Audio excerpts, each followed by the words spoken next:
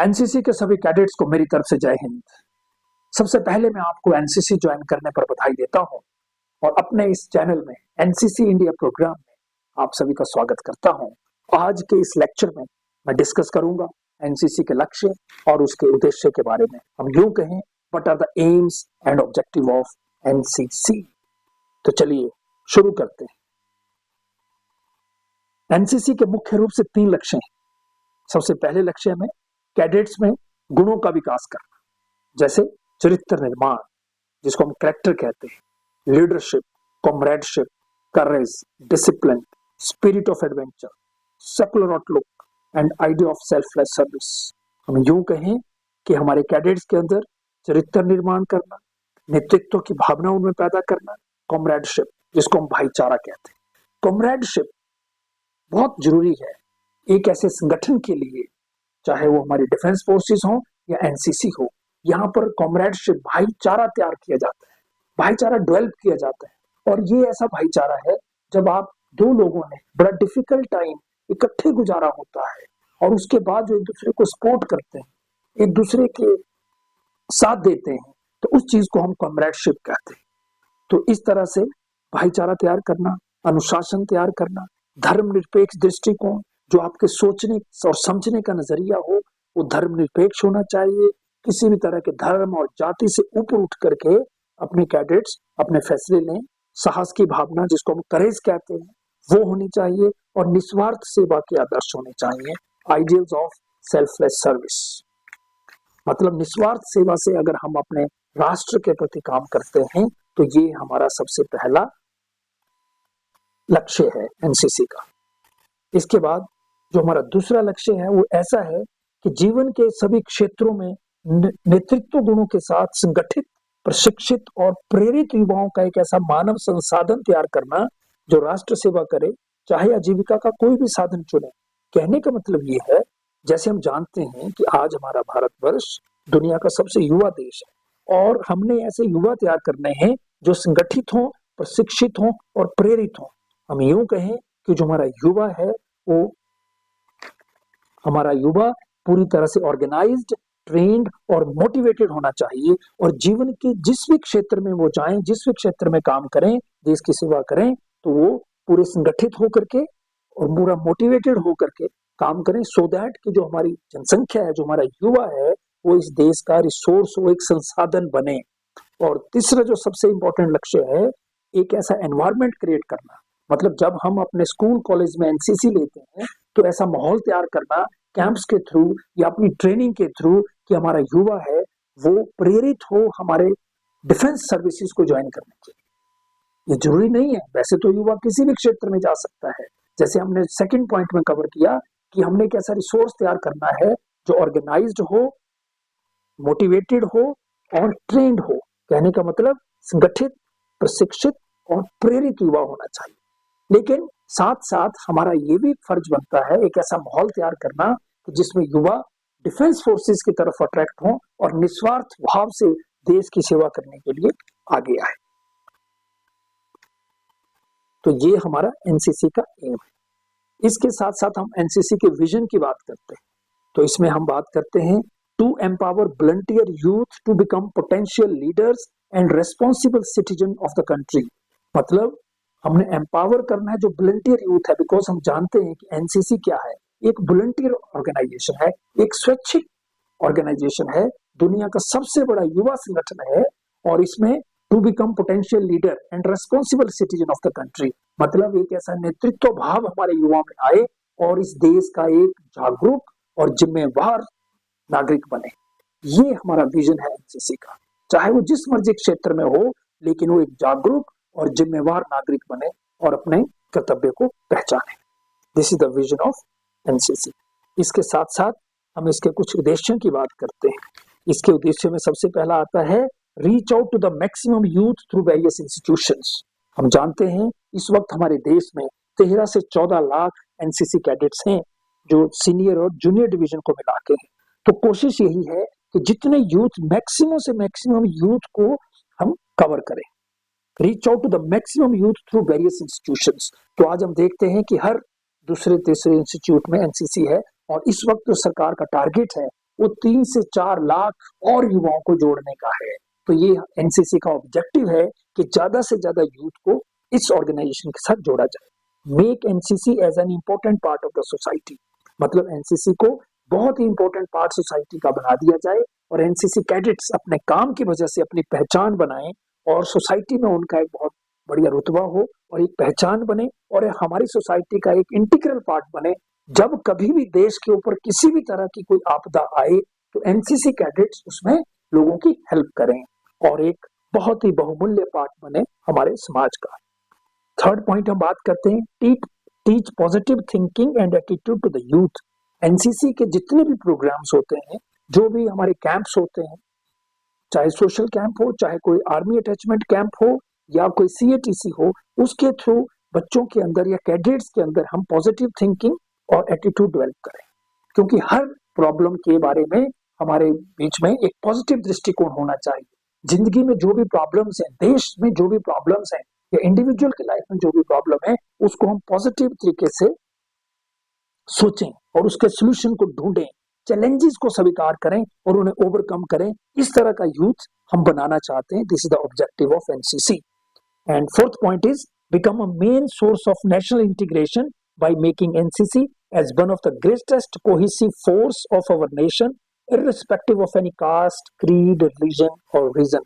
कहने का मतलब ये है कि एनसीसी का जो हमारा यूथ है वो जाति, धर्म, रीजन, एरिया और लालच से ऊपर उठ करके देश भावना के साथ काम करे और पूरे देश को जोड़ने का काम करे, जिसके हम कहते हैं नेशनल इंटीग्रेशन, जिसमें किसी भी तरह से हम किसी रीजन की बात ना करें, किसी धर्म की बात ना करें, किसी जाति की बात ना करें, किसी लालच की बात ना करें। इससे ऊपर उठ करके अपने देश को सर्वोपरि मान करके उस देश के बारे में सोचें और काम करें। इस तरह का ऑब्जेक्टिव लेकर के एनसीसी काम कर रही है।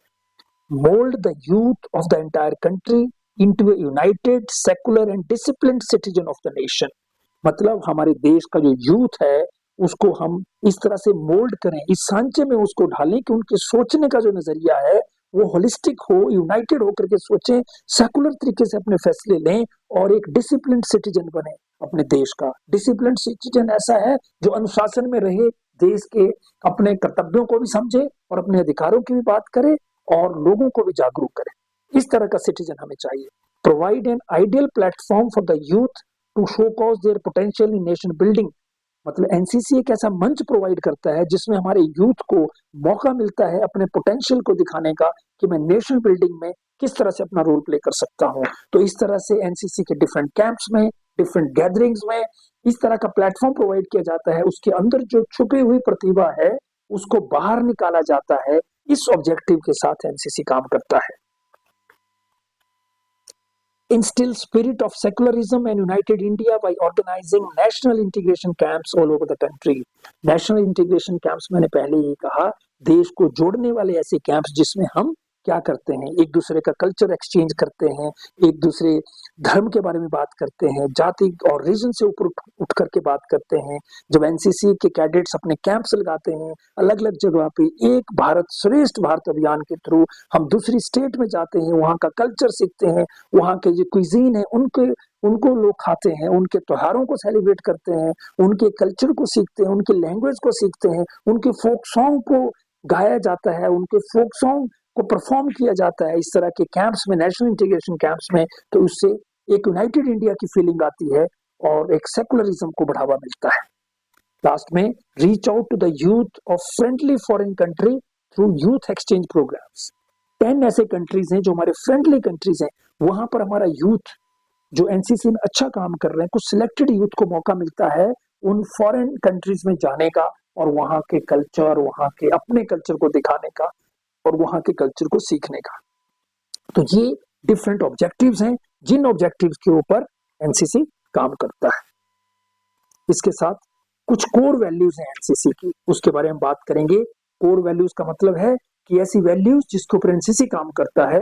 A sense of patriotic commitment to encourage cadets to contribute to nation development. कहने का मतलब यह है कि राष्ट्रवाद की भावना हमने अपने यूथ में जनरेट करनी है, कैडेट में जनरेट करनी है, सो दैट कि वो नेशन डेवलपमेंट में अपने देश की प्रगति में पार्टिसिपेट करे, उसमें कंट्रीब्यूट करे, चाहे वो जिस मर्जी फील्ड में जाए। दूसरा जो कोर वैल्यू की हम बात करते हैं, respect for diversity in religion, language, culture, ethnicity, lifestyle and habitat to instil a sense of national unity and social cohesion. उसके सोचने समझने का नजरिया क्या होना चाहिए कि वो नेशनल यूनिटी, राष्ट्रीय एकता और सोशल कोहेजन की बात करे, जो रीजन, रिलीजन, कल्चर, एथनिसिटी उससे ऊपर जाए। तो इसके लिए सबसे इंपॉर्टेंट, जैसे हमने कहा हमारे ऑब्जेक्टिव्स में भी ये पॉइंट आता है कि नेशनल इंटीग्रेशन कैंप्स के थ्रू हम उस चीज को ओवरकम करते हैं और इस चीज को हम अपने कैडेट्स के अंदर इनकुलकेट करते हैं। Avoiding commitment to learn and adhere to the norms and values enshrined in the Indian constitution. Bharat के संविधान को आगे रख करके जो वैल्यूज उसमें दिए, जो नॉर्म्स उसमें दिए हैं, एक लॉ बाइंडिंग सिटीजन बन करके हम भारत के संविधान को रिस्पेक्ट करते हुए, उसको मानते हुए हम आगे बढ़ें और ऐसा यूथ तैयार करें। Understanding the values of a just and impartial exercise of authority.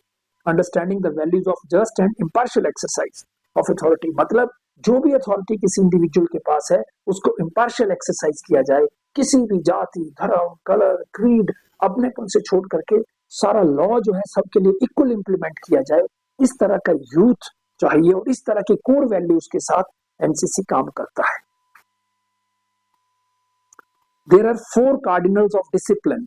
अनुशासन में रहने के लिए एनसीसी कैडेट्स को ये 4 चीजें सिखाई जाती हैं, जिसमें ओवे विद स्माइल, जो भी आपको आपका सीनियर ऑर्डर देता है, जो आपको इंस्ट्रक्शंस मिलती हैं, उसको आपने स्माइल के साथ ओबे करना है। स्माइल आपके फेस पर होनी चाहिए। एंड बी पंक्चुअल, जो टाइम आपको दिया जाता है, जो आपके असेंबली का टाइम है, जहां आपकी अटेंडेंस होनी है, जो भी वर्क असाइनमेंट है, you should be very very punctual in performing your duties. Work hard and without first, कहने का मतलब ये है हार्ड वर्क करो और ज्यादा मीन मेक मत निकालो किसी चीज में। जो भी चल रहा है लाइफ में, जहां आप हो वहां जो फैसिलिटीज हैं उनको इस्तेमाल करिए, कम में भी गुजारा करना सीखिए, ज्यादा मीन मेक निकाले बिना आगे बढ़ते जाइए और हार्ड वर्क करते जाइए। These are the 4 cardinal of discipline. And make no excuses and tell no lies. बहानेबाजी नहीं चलेगी, right? Make no excuses, work has been assigned to you and you have to complete this task. ये इस attitude के साथ हमने काम करना है और एक ग्रुप के साथ काम करना है। एंड टेल नो लाइज, और झूठ नहीं बोलना है। डेफिनेटली अगर ये चारों चीजें इंसान अपनी जिंदगी में उतार ले, जिस तरह से एनसीसी के कैडेट्स को ये चीजें सिखाई जाती हैं, ये जो क्वालिटीज इनकलकेट की जाती हैं कि ओवे with smile, be punctual, work hard without first and make no excuse and tell no lies, तो आपकी लाइफ बहुत बेहतर हो जाएगी और हम आने वाले जो हमारे आसपास के लोग हैं, हमारा जो समाज है, उसमें हम गुडविल फैला सकते हैं। और इन द एंड हम बात करेंगे मोटो ऑफ एनसीसी। इसलिए एनसीसी का जो मोटो है that is unity and discipline, मतलब एकता और अनुशासन। ये हमने देखा कि अनुशासन कैसे आ सकता है, किस तरह से हमारे जो 4 कार्डिनल एंड डिसिप्लिन के उनको फॉलो करके और पूरे देश के अंदर और हम यूनिटी से रहें, यूनिटी रखें, religion, region, caste, colour, creed से ऊपर उठ करके हम बात करें, अपने संविधान को माने, जो नोटिफिकेशंस हैं, जो सरकार के द्वारा दिए गया लॉ है उसको कंसीडर करें और एक लॉ बाइंडिंग सिटीजन बनते हुए एक ऐसा माहौल क्रिएट करें ताकि सब लोग सुख शांति से रहें और हम अपने देश को प्रोग्रेस में पार्टिसिपेट करें।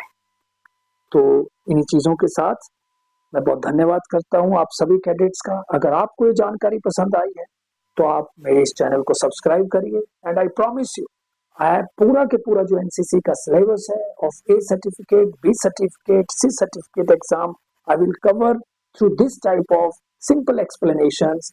And please, if you like it, then kindly like, share and subscribe my channel. Thank you very much.